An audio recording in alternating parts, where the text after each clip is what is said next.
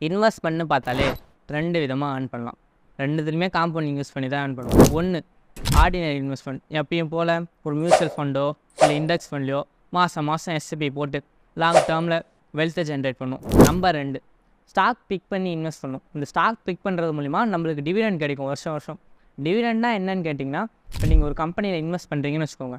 அந்த company profit பண்ணுறாங்கன்னா அவங்க 2 விஷயம் பண்ணலாம். 1 இந்த கம்பெனியில் ரீஇன்வெஸ்ட் பண்ணி அந்த கம்பெனியை க்ரோ பண்ணலாம்.